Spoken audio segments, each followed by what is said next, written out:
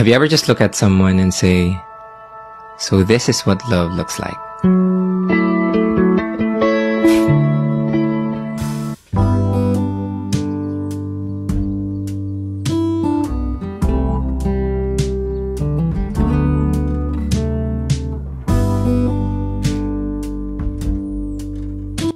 Si hi!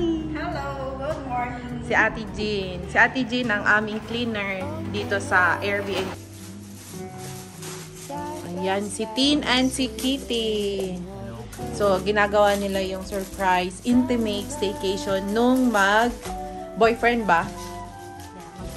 Mag-jowa sila. So, ano yung sabi Tin? Mag-decor ng for like happy birthday? Hindi, happy anniversary. Ay, happy anniversary. Okay. So, yun. So, inarrange na rin namin yung bouquet. Nag-request kasi si guest na mag-prepare ng bouquet. And happy birthday. Ano pa? Ay, happy anniversary. Nakalimutan ko. Kasi H pa. Oo, H ang nilagay ko. Hindi pala. And mga fresh roses. Diba romantic? Sana all. Kids, oh. Sana all.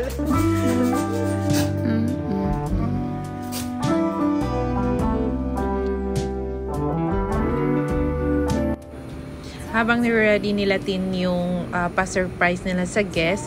So yun, i-share ko lang sa inyo na itong Airbnb business is ginagawa na naming mag-asawa since like 2016. So yung minamanage lang kasi ngayon ng husband ko is yung mga unit namin and yung unit ng parents niya. So 5 units yung minamanage niya. So tinitignan namin kung mag-expand ba kami or in the future mag-a-accept kami ng mga unit na for Airbnb. And sa mga unit owner na gusto rin mag-Airbnb business and gusto ninyong magpa-interior, just email us at inquiry@talktoteamdale.com.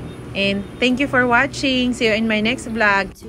So don't forget to like and subscribe sa YouTube channel ko po.